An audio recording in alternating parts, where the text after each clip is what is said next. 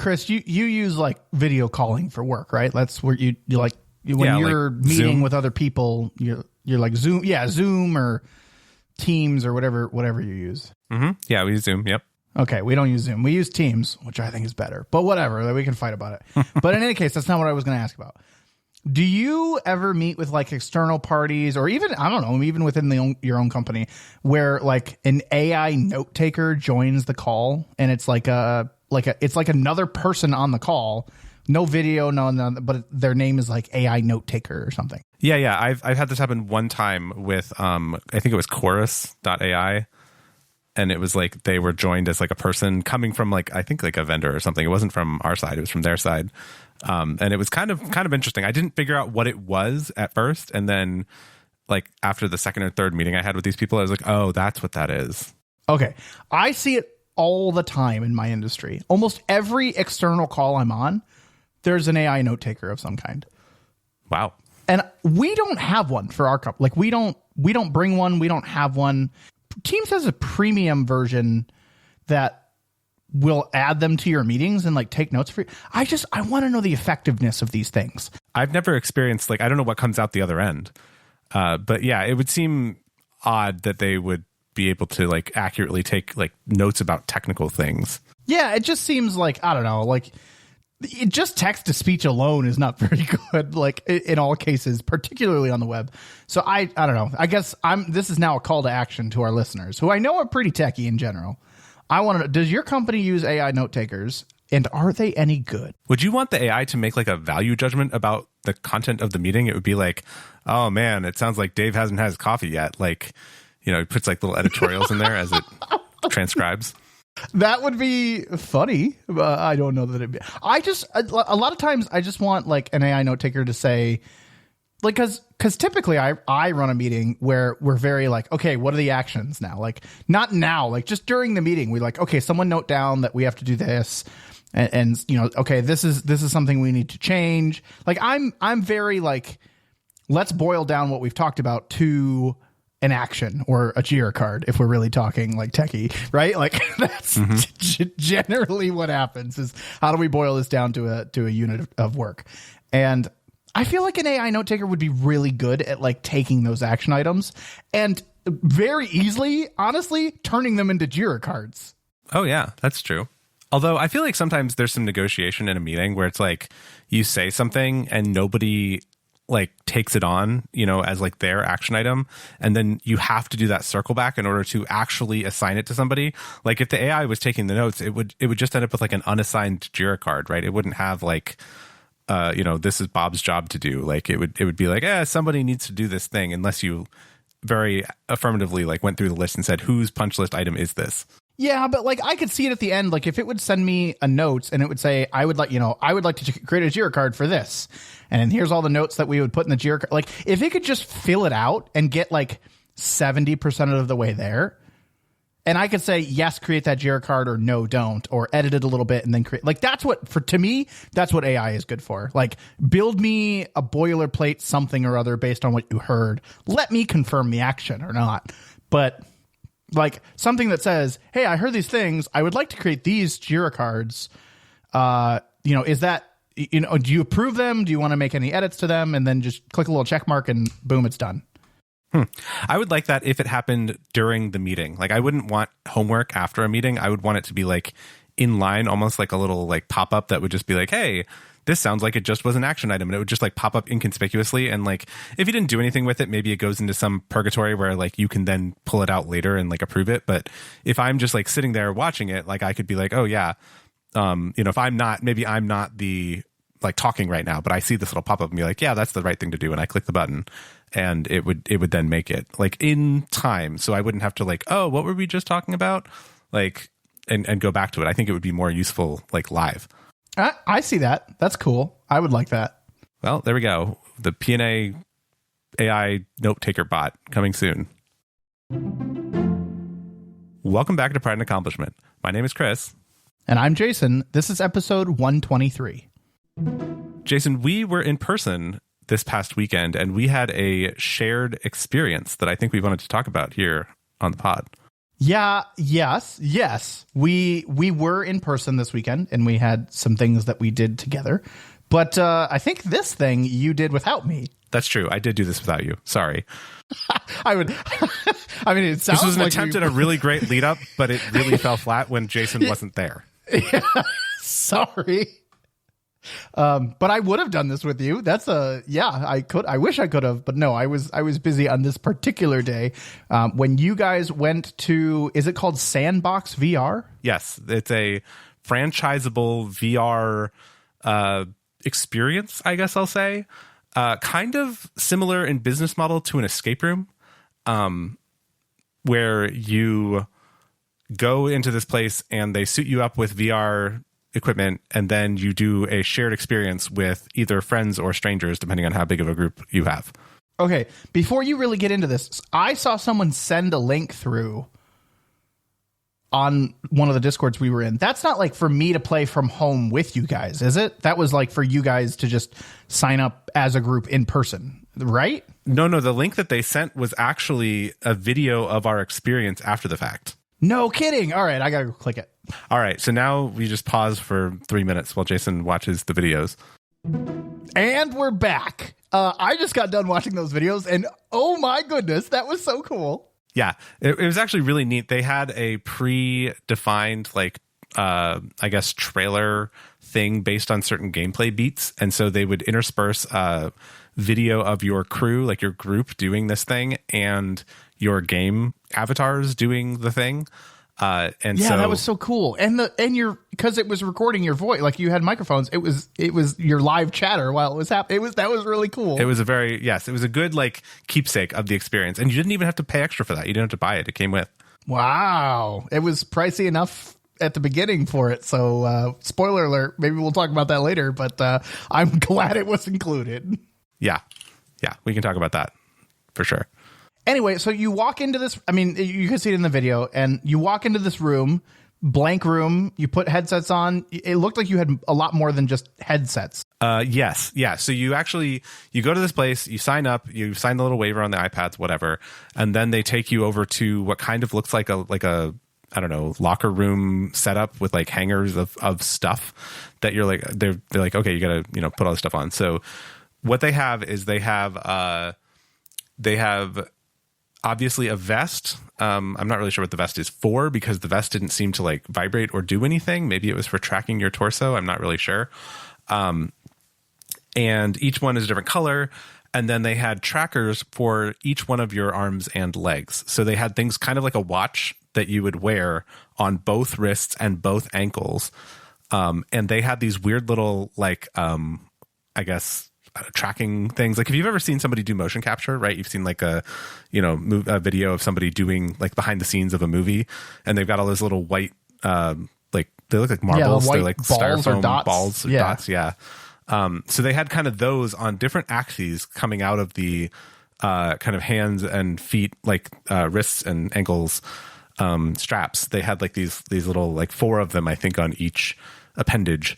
And so I guess those were and they had to be in a certain orientation. You had to have them right side up so that you could. Oh, interesting. Yeah, it was very important. They were you got to make sure that it matches, the hand, the little picture of the hand on the thing on your wrist has to be in the same orientation as your hand, in real life. So it was the thumb has to be, on one side and all that. Yeah, so I really have no idea how the technology works. And the little sticks that the little balls were on were different lengths. And it was very interesting setup there. But they have you put all this stuff on. And then they have you go stand in a completely featureless blank room. And all that was in this room was a several little fans, almost like box fans, little, I don't know, just fans on one wall. And then there's a bunch of camera stuff and trackery looking VR-ish stuff along the ceilings of this thing. It was actually made out of a truss. It wasn't really a room that we were in, because we could hear we couldn't hear once we were playing, but when we first got to the place, we could hear the people playing that were yelling to each other as we were in the lobby. So it was not you were in an isolated experience. You were definitely in a shared space, but once you're in it, and I'll keep going with the hardware, you definitely did not feel like you were in a multi-room environment. Okay. So the things that you were the wristbands and the ankle bands, they weren't powered in any way. They were just the balls on sticks kind of thing. They seem to be completely passive. I mean, maybe there was a battery in them, but I really don't think so. I think they were totally passive. Okay, that tracks. I mean, you said that that tracks. But so there were like cameras tracking, just like regular motion capture. It sounds like real movie motion capture. Yeah, I think so. That I mean, I don't know how real motion capture works, but it seemed legitimate to me. Yeah.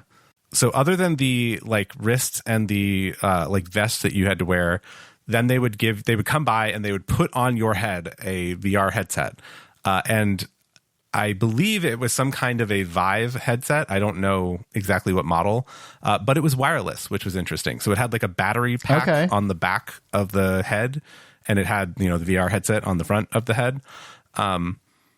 And it was totally wireless. And then they would come around and then they put headphones on your head. So that attached to the VR headset was a headset with a short cable, and they put like HyperX Cloud headsets on you with like the little boom mic that was, so that you could talk.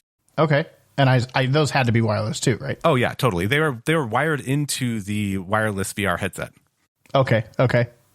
And then so you got your helmet on, your headset, you got your audio headset, you got your visual like VR headset, you've got your vest, you've got your wristbands, you've got your ankle bands. What's in your hands? Yeah, they have you hold out your hands in front of you because now you can't see, right? Now you're in they put your whole team in like a featureless void, and like you can just see your avatars, which you've pre-selected on the on like the iPads ahead of time.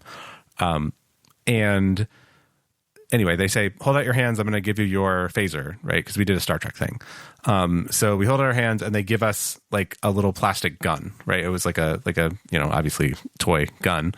And they say, okay, hold out your other hand. We're going to give you your tricorder, right? And so they hand you this thing that's like a rod, like a baton kind of thing. Obviously, these are kind of multi-purpose VR controllers, essentially. But I will say that they had they had very good tracking in terms of in the VR world. They had very good tracking. And also the gun at least had very good force feedback. Like it had a good rumble to it. And since we were playing as Star Trek people, we had phasers, which are energy weapons instead of like kinetic weapons, right? So they weren't like bullets and guns, which meant that the recoil, like the rumble that a controller can give you is actually very well suited to an energy weapon. So it was very believable. Okay, that's cool. I'm not sure how it would work if they were like, okay, here's your machine gun. Like it wouldn't feel the same. Can't really make a ka-chunk. Exactly. Okay, well, I mean, that seems like a pretty good setup. So, I mean, I don't know that I've ever experienced a truly wireless headset, in a gaming environment. Like, I've always had a Vive that was wired to my PC, but I mean, people say great things about the the MetaQuest 3, even the MetaQuest 2. It's the battery that always gets me, right? It puts more weight somewhere, and it sounds like they had the weight right on the headset, and that wasn't a problem. It was not a problem at all. So the interesting thing about weight is that it's all about balance more than weight. So when you have a VR headset on your face, usually you're kind of offsetting that by strapping it really tight to your head. And this they also strap tight to your head, but they had the battery pack directly on the back, like crown of your head, like back, like, I don't know where to describe it, but exactly opposite your eyes, essentially. Okay. And so what that does is it puts it keeps the center of mass of your head in the middle of your head, instead of feeling like something is dragging you down by your nose, like with your eyes. So it actually was a pretty good experience, and it was very well balanced. I mean, and we were fully standing for like this entire experience, right? And sometimes you would crouch because you were, hiding behind cover or whatever. And I never felt like the headset was getting in my way. That's good. Yeah, I never felt like, oh, I'm turning my head and my head keeps moving because the momentum of this thing strapped to my face or anything like that. I didn't get those kind of feelings from doing this experience. That's good. I assume they had a back, around the back of your head strap and a one over the top of your head that kind of really was where a lot of the weight was? I don't actually think they did. I don't remember there being anything along the top of the head. I think it was just the back of the head, because you had headphones over the top of your head. So, I mean, not that they couldn't have had a strap also, but as far as I remember, like it was just... maybe there was something that you didn't have to fluff up your hair back after you were done. I don't remember.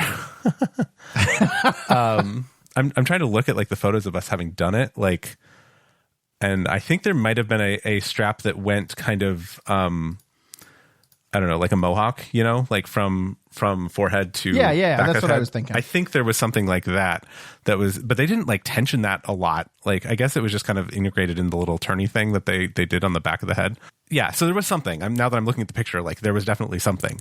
I just forgot because it was so unobtrusive that it just wasn't a big deal.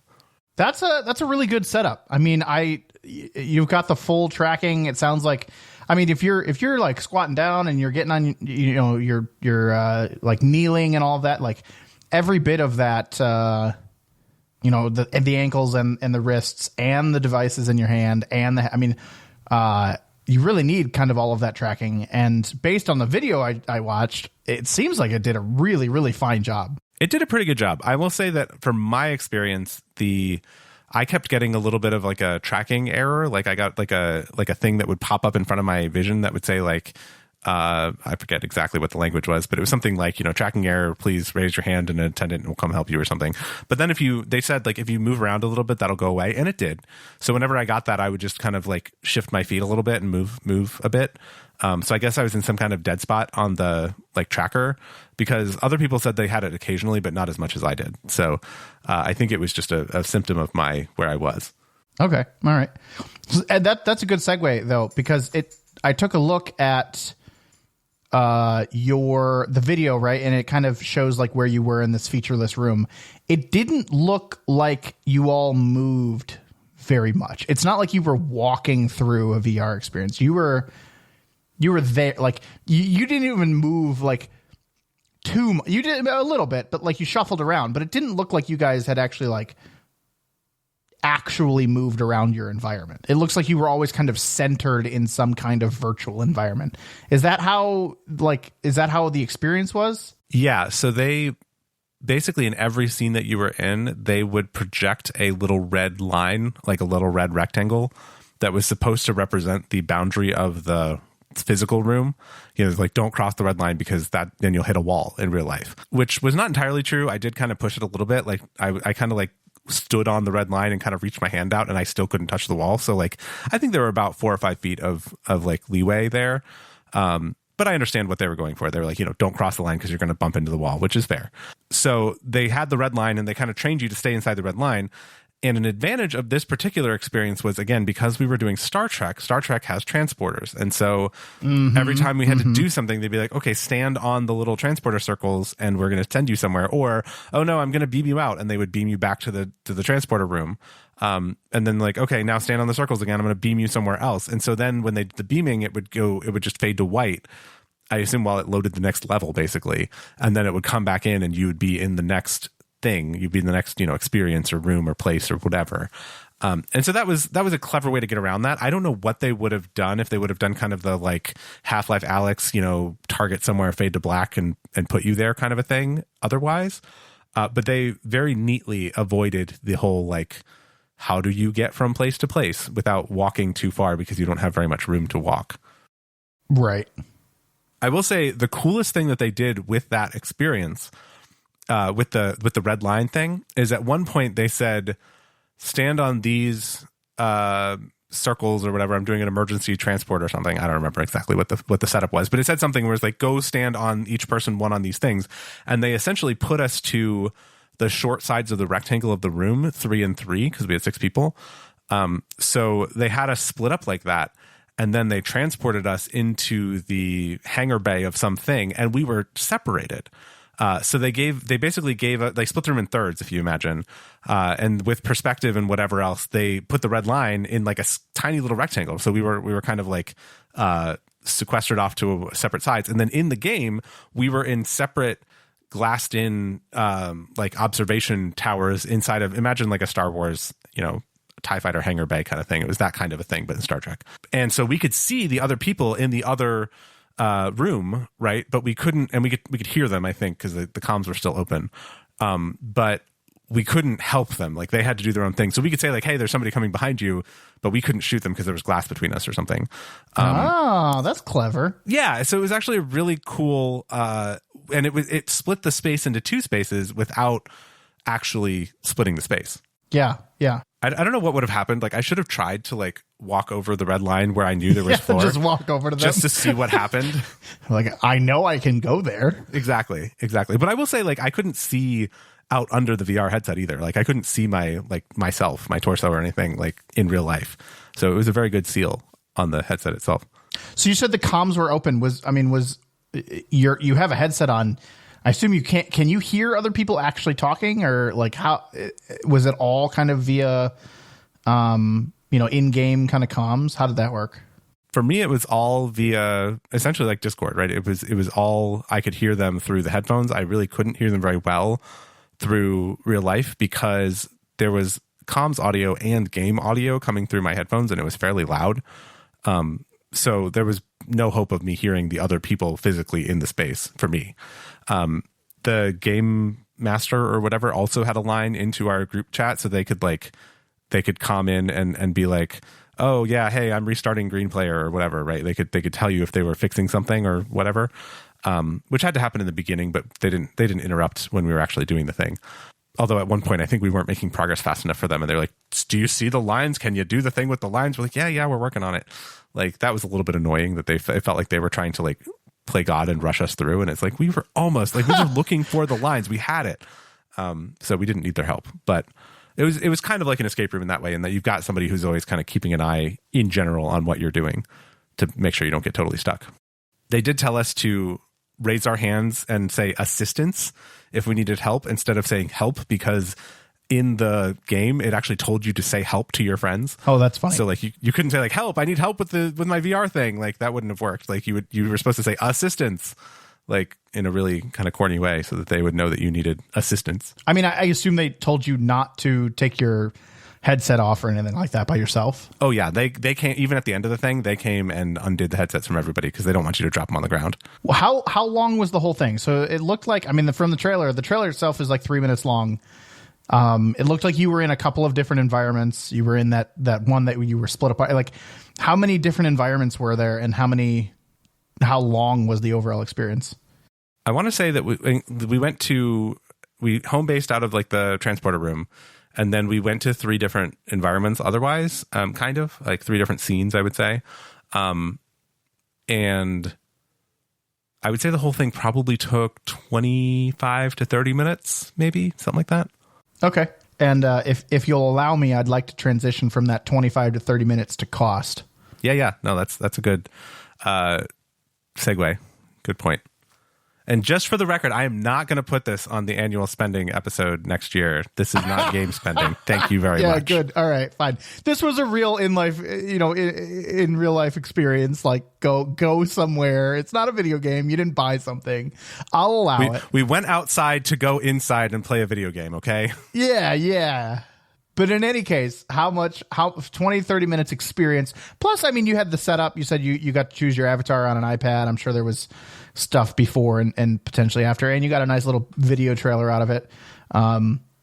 But all in per person, what were you talking? So the total cost per person for 6 people to do this thing was $55 a person, plus tax, plus some amount of tax. I don't know. So it was not cheap. It was not an inexpensive gaming experience, but it was fun to do once, I would say. And I would love to do it again, but not at that price. Would you do a different experience at that price? Like, so you did a Star Trek thing and you said there were other things that you could do.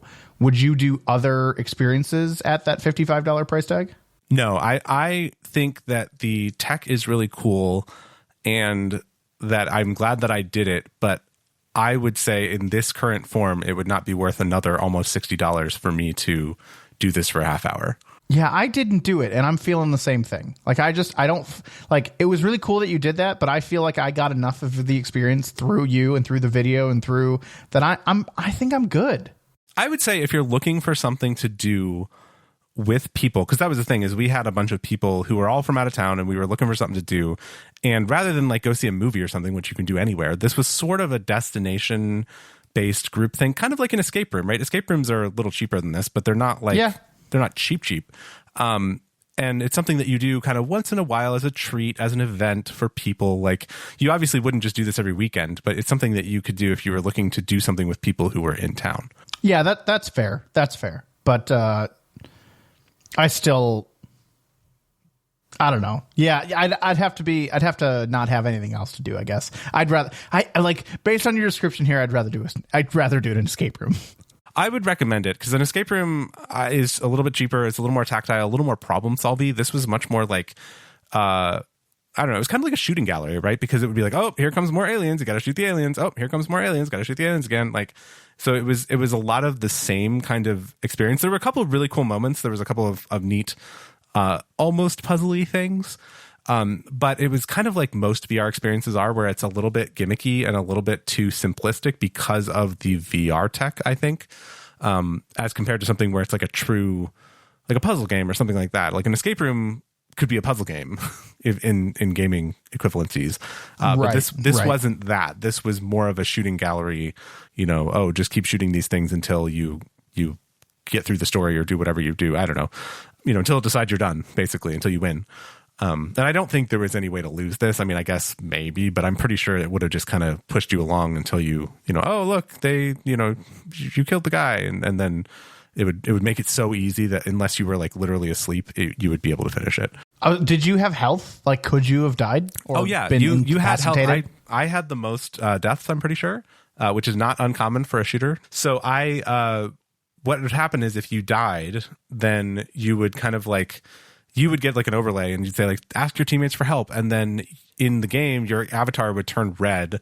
And then what had to happen was you had to have somebody else come and put their hand on your shoulder for like, I don't know, 5 seconds. And then you would be revived. Okay. So there's not much penalty other than distracting somebody else to make them come help you. That's a cool little mechanic though. Yeah. And like you would get like a couple of people. I think it went faster if you had 2 people. I don't know exactly what the mechanic was. It was pretty hard. There was no sort of like meter or anything that was obvious to tell you like what anything meant, like, how close you were to reviving the person or whatever, but it was possible to give up too early and have it not succeed. So somewhere there was a timer of some sort. Gotcha. But there was no like reloading. There's none of that kind of stuff.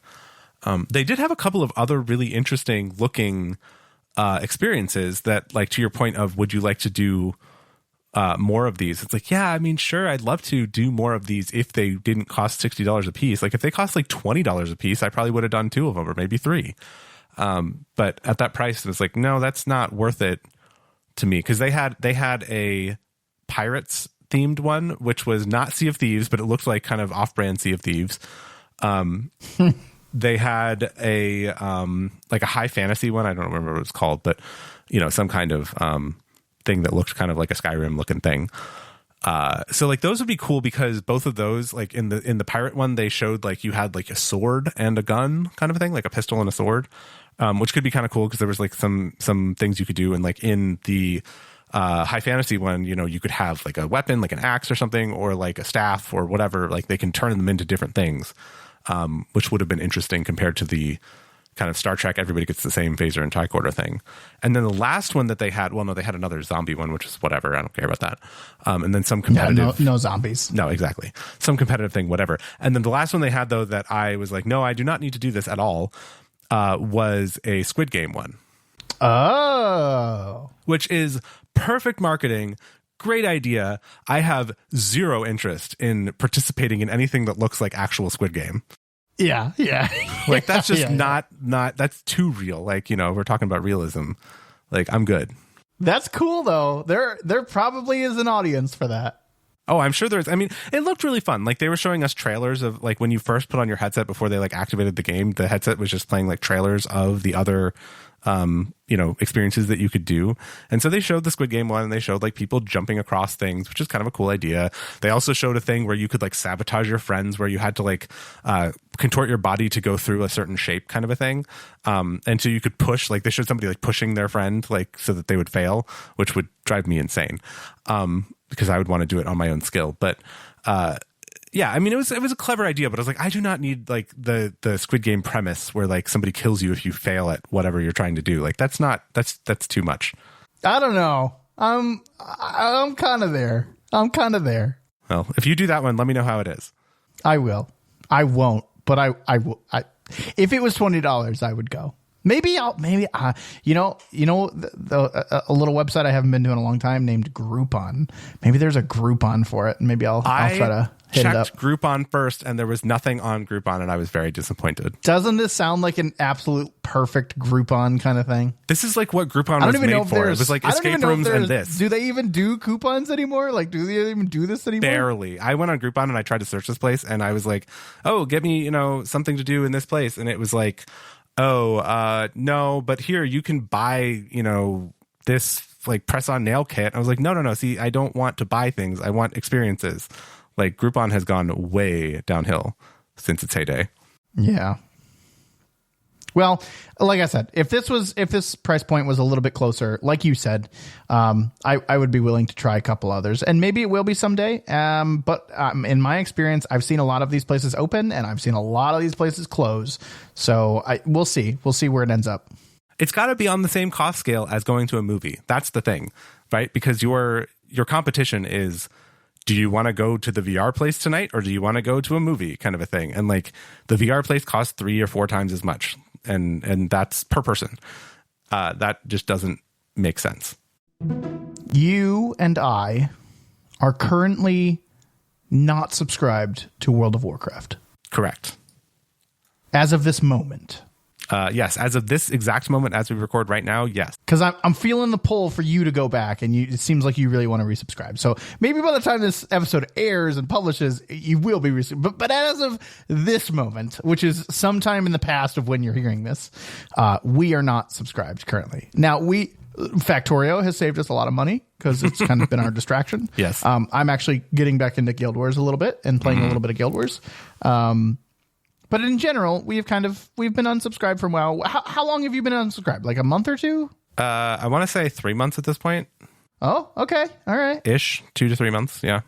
I bring this up because they released this patch, this what is it? 10.6.2. Is that right? Something. Yeah, that sounds right. Ish. I think that's right. Which no one really knew what it was. And they were kind of keeping secret. It wasn't on the test realm, wasn't anything. And then, just, one lovely Tuesday day, they were just like, hey, by the way, World of Warcraft has a battle royale now. You're welcome. Yes. So they came out with, they were very, very sneaky about this. They did not do a PTR at all for this patch. And they said they weren't going to, like they did like pre-warn everybody like, hey, this patch isn't going to the PTR because we want everyone to experience it together. And of course the internet was like, well, that means it must be really bad if they don't want to tell us anything about it before it comes out. But like, you got to give them some credit. They wanted some, like surprise. They want the yeah, they were building the hype and the surprise. Exactly. I get the reasoning. Like, yeah, it's a thing. It's not unreasonable for them. And I was like, I'll give them the benefit of the doubt. We'll see how this turns out. And then all of a sudden I read it like, in some newsreader or something, that they've come out with a battle royale mode. And I was like, really? Like, how does that even work? And I still haven't played it. So these are all kind of impressions from watching a little bit of Twitch streamers, and reading a little bit about it. So take everything we say with a little bit of a grain of salt, but it doesn't look terrible. Yeah, I know. Okay, so when it first came out, I was just like, really? Or when it first got announced and I first read it and I was like, that's where you went? Like, that's where this was leading? That's where all this like secrecy and hype was going? And I was like, But the reason I started with that we don't have a subscription is because a subscription is required to play this game mode. It is not free. It's not. You don't have to buy World of Warcraft. You just have to have a subscription to the game. So you don't need the expansion or anything like that. But because Chris and I are currently not subscribed, we can't and haven't played. My first impression, based on reading the news article on Wowhead, actually, I went to Wowhead for this news, was that this sounds really dumb. After hearing people talk about it that also thought it was going to be really dumb, and watching some people play it, I am now intrigued and am considering maybe trying it, which is a pretty massive swing. Yeah, for you especially. Yeah, for sure. Yeah, I am interested just because I want to play a little bit more WoW, and like raiding is fun and dungeons are fun and all that kind of stuff. But this is a nice little cherry on top. They have delayed the launch of season 4, like the latest season of the Dragonflight dungeon stuff, by a few weeks, they've said. And then now they're doing a proper PTR for it, now that they have this Plunderstorm thing is released. I would absolutely be trying this if I was sub to WoW, and I might be sub to WoW by the time you hear this, to your point, although this week is not great for me. So we'll see. Maybe this weekend. Yeah, it looks really interesting. Like, and you're like, how does it work in World of Warcraft? Because the whole point of World of Warcraft is, power curve and like gear treadmill and all this stuff. So like, am I just going to get nuked like I do in PvP by all these people that spend their entire lives playing PvP? And the answer is probably yes, but also no. Yeah, I was very, because you think about like a battle royale, you think about like PUBG, and you think about Fortnite, and you think about Apex. They're all shooters, right? Like some of them are a little bit different, but then you think about World of Warcraft, you're like, this is tab targeted. Like, this is tab targeting. Like, how does it work? And you explained you explained this actually really nicely, that like a lot of how they do it is AoE spells, right? Like targeting the ground. And I was like, okay, that actually makes a lot of sense and actually sounds pretty fun. Yeah, it gives you a fighting chance. Like, because it actually turns the combat into more like Guild Wars, if we're being honest. Like, because you get this telegraphed circle on the ground, and then you got to get in or out of it. Like, yeah. Mm-hmm. But the mechanics that they've used to actually make it into a battle royale are pretty interesting, in that you start, and it's called Plunderstorm, so it's all loosely pirate themed, but you start on a parrot that's flying you around, and you choose when to jump off the parrot, just like you do with the bus in Fortnite and all that kind of stuff. So you drop into a place and you have no spells. Like, I think you might have like a melee attack or something, but like you don't have like your bars. So you don't have your stuff. You have a completely separate character for this thing. And you go and find spells on the ground and pick them up, and like they go onto your action bar, and then you play them that way. Like, you have 2 slots for offensive skills and 2 utility skills, like a leap or, CC or whatever. So you can't have somebody that's like just doing some kind of crazy cheese build, like where they only do CC spells or something. Like, they have to have some attack spells and some CC spells. So it looks like a pretty interesting thing. And then you find other like rewards, and like there's some kind of XP system that I don't really understand. And at some point you get like permanent pets and rewards, and I think you can get a many slot bag or something as a reward. So and those rewards go into both, or either maybe Dragonflight and or Classic. So if you're a Classic player, you can do this, or if you're a Dragonflight retail player, you can do this as well. So it's actually really cool, the way that they've structured this. So I'm intrigued. Can we play together? Yes. Yeah. So they have either solos or duos. So it's teams of 1 or 2. Okay. Oh man, maximum of 2 is surprising, but I guess good enough for us. Well, maximum of 2 makes some sense, because otherwise you end up with, if you have like a team of 4, and if it's all like AoE driven, you could actually stack enough spells to probably like completely obliterate somebody, like one shot them essentially. That's true. So I'm wondering if that's a balanced thing. Yeah. Yeah. Each match has 60 players in it, so it's not like 100 players like a typical battle royale, but it's got 60. And they say that the matches are 10 to 15 minutes long, so it's actually pretty quick for a battle royale also. Yeah, that's fast. So I don't know what kind of they have like a storm, so I guess that's the Plunderstorm. So you get the circle that you got to get into and all that stuff. So it's pretty standard battle royale in that regard. But I don't know, it looks pretty cool. Like, it's a battle royale in an engine, in a game, and a combat style and whatever that I understand, which I like, and it's not a silly shooter, so I like it even more. All right. Well, it might be doing what it was intended to do, is to get, pique my interest a little bit. Who's a on again, off again World of Warcraft player who they want it to be on again, and they want my subscription money. So it's kind of working. I got to give them that. And if you time it right, you can do some dungeons. And that's my other thing is when season 4 comes, this is kind of adding to that I may, come back for the beginning or maybe a week early before season 4. My other thing is this temporary? Is this a limited time thing or is this like a permanent game fixture now? They said it's limited time, but I don't know how limited of a time it is. I would imagine it's limited time until the next expansion at the maximum, but I could also see it being like only for like 4 weeks at a minimum. I guess it depends on how well it's working, like in terms of how much people are playing it and how much they like it. Yeah. Because I'd be interested in trying it, but if like it went away, I would not be disappointed. Like it wouldn't be like, oh no, I missed it. I would just say, okay, well, they wouldn't have developed this entire feature to just throw it away. It's going to come back at some, like I could see this coming back, like the thing that they do for extra little cosmetics and stuff, like while they're in a slow season. Yeah, I was going to say this has like, bonus event. Plunderstorm's back for 4 weeks. Yeah. Or like on, they could, I mean, this is big brain here, but they could take Talk Like a Pirate Day, which is like a WoW holiday sort of, and turn that into a like 2-week event. Where they bring this back for a couple weeks. Yeah, they just turn it on for, a little bit. You're going to hate this reference, but Warframe does this. They have like stupid little like summertime events. I think it's called the Dog Days of Summer. And they like turn on an event where you throw water balloons at each other. Like it's super dumb, but it's, this is this event that turn on for 4 weeks and then they turn it back off. So it could be something along those lines. It seems like a lot of effort and a lot of work for something that they could turn off, but maybe it'll stick around for a while. Yeah, I mean, limited time just means that at some point it will end. But World of Warcraft at some point will end, I think. So I was going to say, don't all things end at some point? Yeah, on an infinite time scale. Cool. Well, stay tuned to learn whether Chris resubs and whether I resub soon because of I don't think so, but maybe they might have gotten you. I mean, I was halfway there anyway. So like, this is not really like a major push. This is just kind of a like, okay, like now here's one more reason. But like I was probably only, a good 2-3 weeks away anyway, because I'm coming back for season 4. Like I know I will.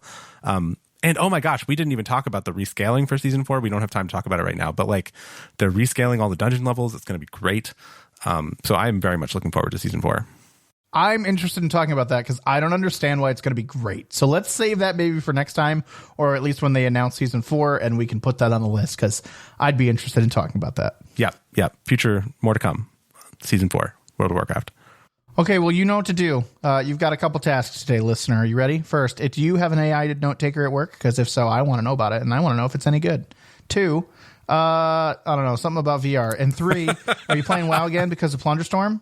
Because I guess I also want to know if that's any good. And Chris doesn't need to know because, I don't know, everyone check your watch. Has he resubbed yet? But anyway, get in contact with us. Join our Discord, which you can get to by going to discord.pnapodcast.com. If you want to find links to stuff we spoke about or read our show notes, you can visit our website at pnapodcast.com. That's P, the letter N, the letter A, podcast.com. If you're enjoying the show, we would love if you could share it with some others that might enjoy it as well. Thanks for listening, everyone. We'll talk to you next time. Welcome to episode 3 of Is Chris Gonna Buy an Apple Vision Pro? Yes, this time with hands-on experience from both of us. So we did tease during the show that we saw each other this past weekend. And one of the things that we decided to do while together was to book side-by-side Apple Vision Pro demos at the Apple Store. Yes, we sat kind of across from each other at one of those nice, light wood Apple Store tables, and we each got a Vision Pro and had separate Apple employee people talking in our ears, telling us what to do with the Vision Pro, and we went through the whole 25-minute demo experience. Did you feel like, before we even get into the demo experience, did you feel as if it was a little bit too much of a sales pitch and a little not enough of a demo? Yeah, I think it was tricky though, because if you were somebody, I think what it really comes down to is that you and I are, compared to the average person that walks into an Apple store, we're pretty well informed about Apple things, and especially the Vision Pro and the hardware, because of the kinds of media that we consume. So I feel like if you were somebody coming in and you had no idea what spatial computing was, then you might be like, oh, okay, it's a headset. Like, I play VR games on a headset. why is this different? And so they have to like prove that and like explain that, and also walk you through, like, just imagine like all the people that don't know how to move apps on the home screen of their iPhone. Like, yeah, all right. Also using a Vision Pro. So that was the level I think that they're going at, when explaining this to us. So I gave them a little bit of a pass on that one.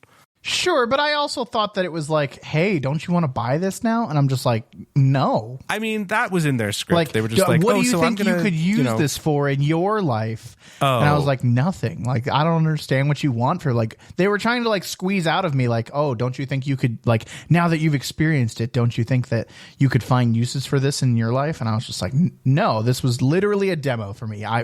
This was a tech, like, you should have put the word tech before demo, because this was just a technology demo. Like, I don't want this. And I knew that kind of going in, and I was kind of evaluating it as I was there. And when I walked out, I was like, oh, well, spoiler alert, that was really cool, but like, I still don't want to pay $44,000 for this. Like, I don't know. It felt really salesman-y to me, and I didn't like that. And usually you're the one to catch on and like really kind of pull back from that. But this time I think it was me.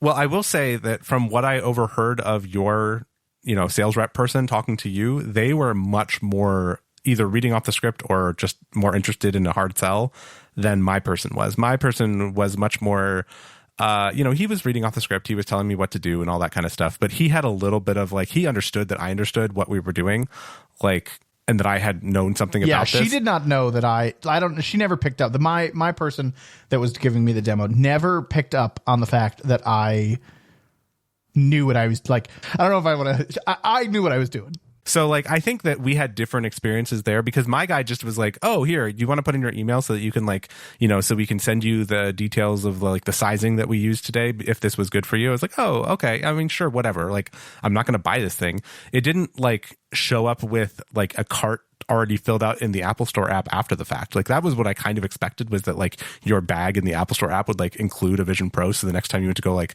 buy an Apple Watch band, it would, like, accidentally buy you a Vision Pro. But that didn't happen. Yeah, and see, the language you just used would have been the appropriate language. The language that was used with me was, hey, would you mind providing your email so when you decide to buy this, not like when you decide to buy this, you know your sizing information. Like, I was just like, wow. No, I'm pretty sure my guy said, like, if you want to buy this in a couple years, you'll know your size, is I think exactly what he said. Yeah. He was much more realistic. Yeah, no, we got slightly different experiences, but that's the person and the demo and the script from that vantage point. I think we both have our technical experiences to talk about as well. Yes. Yeah, there was definitely a lot of they covered a lot of ground in a very short amount of time, and I think I could have used with like we had a 25-ish minute time with the headset on, I would say. With Apple Vision Pro on. We had about 25 minutes or so. But I could have used with probably like an hour and a half just to like try to use it like a computer. Like, I know they weren't in the business of that at the Apple Store. Absolutely. But like, I would love to go to somebody's house and try it on and like just play with it for an hour and a half. Let me watch a half-hour TV show. Let me, get into watching an immersive something or other. Like, let me try to browse the web. Let me try to go buy something on Amazon.com. Oh, yeah. That would have been good. Like, yeah. Right? Like, let me go to a website and actually try to, like, use and interact with a website. Right. They brought, like, one website up, and then you just got to, like, scroll through something you didn't even want to read. Right. I felt like They and we'll talk about, I mean, rightfully so. They talked about a lot of media, right? Like, oh, this is a 3D video, and this is a panorama, and this is, watching a movie, and this is the movie. Like, that was all cool. Maybe we'll talk about that in a second, because it was not very impressive to me, but it was fine. But I wanted more time with what makes this a work device, like, because a lot of the difference between what I've experienced with Vives and Quests are, like, this is theoretically more targeted as a productivity device. And I don't know that I got enough time to experience using it as a productivity device. I wanted to spend more time in Safari. I wanted to spend more time kind of, with multiple windows open. That's what I wanted to spend more time doing. And we didn't do that at all. Right. I would have appreciated if they had a Bluetooth keyboard that was paired to the thing and you could like try typing something like in notes or something, or I don't know, have it like do something as an example, just have it play a video that says like that dictates something to you. That's like, hey, take notes on what I'm saying. And then I could be like, type whatever the thing is saying, almost like a typing test, but also just on like hey, let's see what it's like to have a YouTube video up on one side and me to take notes on the other, like, or something like that. It would have been cool to have that, but they didn't have a hardware keyboard at all. And I think you played with the software keyboard. I did not even get a chance to see the software keyboard. Yeah, I stopped listening to her a couple times, and she was just like, "Yeah, there's a software keyboard, but it's you can just type with your eyes." And I was like, "No, I'm going to type with my fingers." And I started poking at it, and it was fine. But a lot of people have said it's not very effective because it's pretty slow, and you can basically only peck type. Which is fine, but it was, no, to your point, like I would have loved to have had a keyboard in front of me and like, hey, if I was actually going to sit down and work with one of these, the only reason I would ever spend $3,500 is if I could actually work with, one of these, cause I can use it for work, the thing that I do for money to pay for the headset that I just purchased. But I didn't get any way to experience that in that 25 minutes. Right. Yeah, exactly. But they did have a lot of media. And I think some of the media was pretty cool. Some of the media was kind of meh, although for the immersive stuff, especially the immersive video, I could have used with twice as much prepared like professional content and half as much spatial videos like memories or whatever. Yes. Who is going to strap one of these to their face to record their kid's birthday party? It's just not going to happen. It's not going to happen. No, I mean, it's not. But it's not. Who's gonna set up a bunch of really high quality cameras and videos at, say, a sporting event? Oh, you mean this multi-trillion-dollar industry across many sports? That one person like I wanted that. Like they showed maybe 15 seconds of a soccer match and maybe 10 seconds of a baseball game, where they like had you sitting in a very like really cool position on the field or right behind the goal for a soccer game. And it was really, really cool. I wanted that. I wanted more of that, like that professionally produced, like sitting in an experience like that, watching a professional sports game. I wanted like I wanted more demos of that, because if there's any, like, if you want to call this an entertainment device, that for me, that's where the value is. Right. Yeah. I mean, I think that those kind of niche experiences are where this is gonna really take off. I don't really like sports all that much, but I would be interested to see what this might look like in something like a football game. I don't really care about baseball or soccer that much, although the soccer was pretty cool. The baseball, you were in the dugout looking down like from the first base to the second base line, like, so not down the first base line, but like from first base to second base. And that was kind of an odd angle to be in to make me feel like I was there. You were in the dugout. You were in the home field dugout, or the away team dugout. Okay. I don't know where baseball is played, but yeah, I mean, it was fine, but like, I don't know, whatever. Right. I would have rather been on the pitcher's mound, right, or something. Sure. I mean, that would have been cool too. I would have rather been like, can you imagine being having a 3D camera like right above the home plate umpire's head, right? Oh yeah. The other thing cool. is like, the thing that I can imagine is like, once you kind of set this up and you get a couple 3D cameras set around, I can sit wherever I want. Like, just let me move over there, or as the play is happening, let me kind of like go over there. Or like, imagine this, like, now this is motion sickness central, but like the flyover cameras in football that are on those 4 cables that fly over the field. Can you imagine if that was a 3D camera that allowed you to like use your Apple Vision Pro to watch the football game? Like, that would be so cool. Well, the way you would do that, skipping the motion sickness aspect of it, the way you would do that is you could just put it on top of the line of scrimmage for every play. Like, that's all I want. Move the thing so it's right over the line of scrimmage. And then I can look around however I want. So then, sure, if they make a big long pass, then it gets far away from me. But like, so what? Like, oops. Well, then I move my camera to something else. Right. Then I switch to the goalpost and watch it from there. Yeah. Yeah. Exactly. Ah, God. That's the application I see this in for entertainment. Like, it's got sports applications, because that was really cool. Now, some people would say, oh, I'd really love to go to a concert, or I think doing things that were like live or live recordings of some sort. I think the first thing they showed was the Alicia Keys kind of like in the studio with her. Like that was kind of cool, but it wasn't like that's not as much as what I care about. But like seeing live recordings of entertainment type venues, right? They did a lot of like, oh, you can watch a polar bear, or what was it, a grizzly bear, like go into the water. And I was like, okay, Nat Geo would be really cool, like getting something like, but that's not worth $3,500 to a lot of people. But like people spend a lot of money on NFL Sunday Ticket for their TV. True. Right? How much more are they going to spend when they say, hey, if you get an Apple Vision Pro and you subscribe to this, it's another $200 for the season, but you can get the Apple Vision Pro 3D experience for every game. Like, I would do that. Like, that'd be so cool. Sure. Yeah, that would be really cool. That's where the value is to me, and I just don't know that they focused enough on that for me. I really liked, they did do a clip of the person on like the high wire, whatever. I don't know what the technical term is, but the person that was doing the like high wire between two mountains, and she was walking up there and she's like staring straight at the camera as she's like balancing on this tiny little rope as she's walking with one earpod in her ear. That was crazy to me. It didn't make me feel like I was tall. Like it didn't make me feel like afraid of heights or anything. Like I didn't feel queasy by it, but it did make me, I guess, equally nervous or something, or like appreciative of the kind of humanity of it, right? The effort that she was putting into it, and the training and the work, and like it really, that one drove home to me like, okay, this is a really cool perspective, because I'm sure not going to be up there on that thing doing that, like, or anywhere near that person as they do that. So I'm not going to experience this perspective that they have, or the appreciation of their whatever, their craft here, right? It's just not the kind of thing that you spectate, right? Unless somebody makes a documentary about it.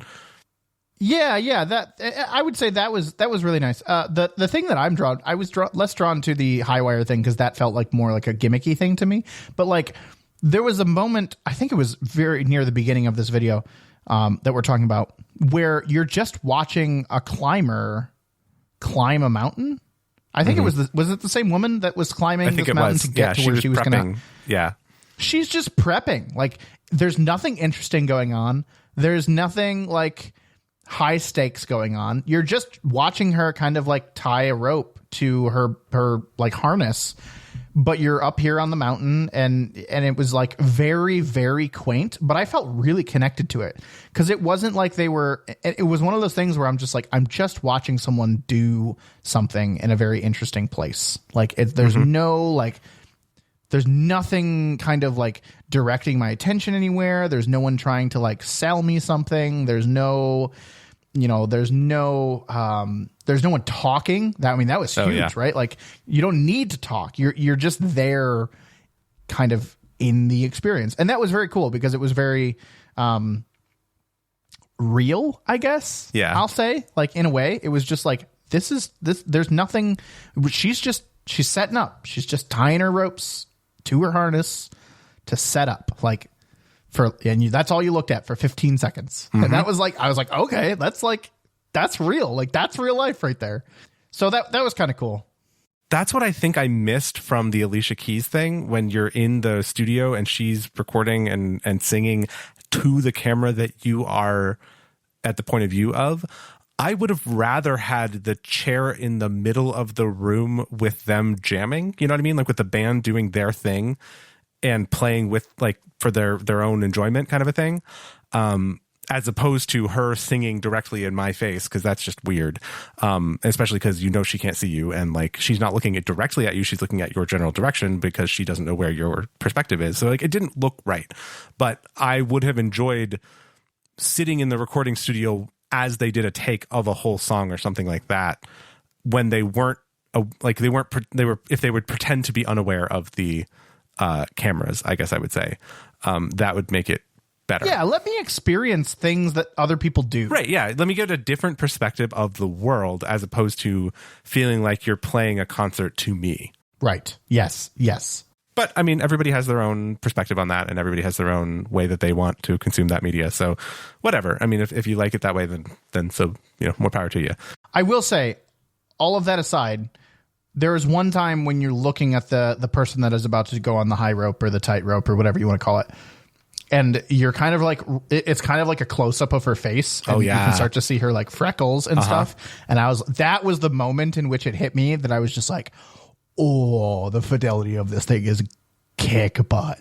It's really good.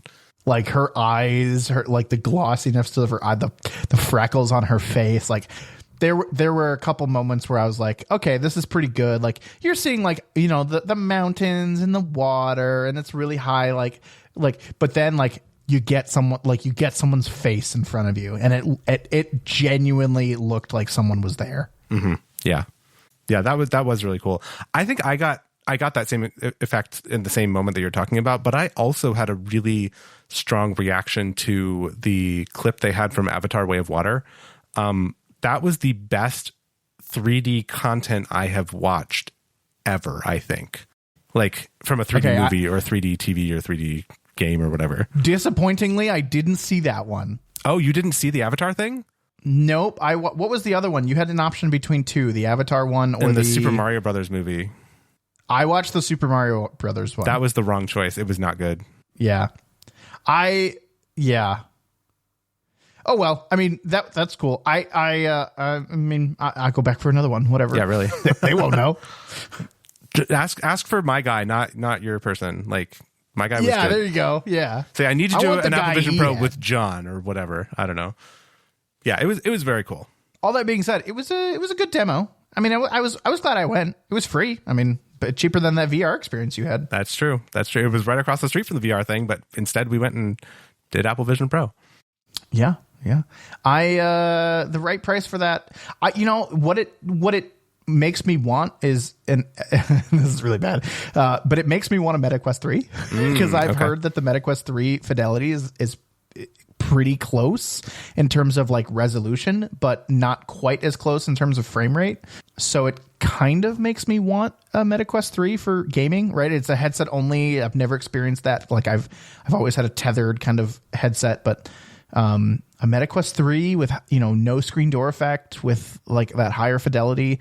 I'm interested in trying one, maybe. That's kind of what I thought leaving that demo, which is not what Apple was going for. No. But is what I left thinking. I mean, that's at the right price point, right? Like the Meta Quest 3 is what, $600, $700, $800? Like that's the right price point. Isn't it cheaper than that? Or no, okay, it's like $800. It's like $750. Between $500 and $750, depending on storage and whatever. Okay. Yeah. I left thinking, this is not a $34.99 purchase for me, but it might be like a $9.99 purchase for me. Like if it was as good as what we did, but $1,000 instead of $3,500, it would be a much more, especially for something that, at least from the demo we did, feels like a content consumption device. Right now, you're looking at iPad territory, like expensive iPad territory, not like specialized MacBook Pro level kind of expense. And that I think is what they need to get to in the next 5 years or whatever, is to bring it down to give me the Apple Vision Air or whatever, and maybe I'll consider it. Agreed. I would be okay. I don't know how you feel. Like the AR version, like elements of it where I could see through and I could see you and I could see across the table and things were floating in space and all that was cool, but I could do without. It didn't matter to me. Mm-hmm. Yeah, I mean, I think that's what makes it truly like productivity wise useful, but we didn't do any productivity stuff, so who knows if that's useful. But the ability to be like, I'm gonna put this window, when you talk about it as an entertainment device, yeah. So like, but when I'm like, I'm gonna put this window behind me or whatever, right, and then leave it there, and then I'm gonna do something else, and then go back for that window I just put behind me, and grab it and move it or look at it or whatever. That was pretty cool. I did get a chance to do that, and that was neat. But the content consumption piece was by far the thing. But you can also see a lot of potential, right? There's a lot of things they could do with it. And like, even in a lighter version like you're talking about, if it didn't have the pass-through thing, if I could use, say, like my phone screen as the remote for a thing I was seeing in the vision, you know what I mean? Like if I could use my hand on my phone as the scroll for and like picking up things, because I know how to navigate my phone, right? I know how to swipe around and whatever. Maybe that simplifies the tracking requirements and the pass-through requirements and all that kind of stuff. But the pass-through was really good though. Like it was quite good. Like zero lag, very, very good. You couldn't really tell that you were in a thing except that you could, but like it was very good. Yeah, the only reason I could tell I was in a thing was because of the contrast. And I think a lot of people have said that. Like, you know, the world is just brighter. Like nothing can simulate the world in terms of brightness and contrast between things. And that's fine. Like it was very, very good in terms of detail and frame rate and resolution. It was just brightness and contrast that it couldn't perfectly replicate. I noticed a little bit more blur when I would turn my head while I was wearing it, but once I kind of settled in on one, you know, location, it didn't bother me at all. But I purposely tried to turn my head a little bit just to like be like, okay, what does it look like in my peripheral? And it was a little bit blurrier than I would have preferred. Yeah, I didn't notice that. But I have pretty terrible eyes, so that may be why. Anyway, neither of us bought a Vision Pro, and I don't think either of us is planning to anytime soon. So if you're looking for a full Vision Pro review, this was it.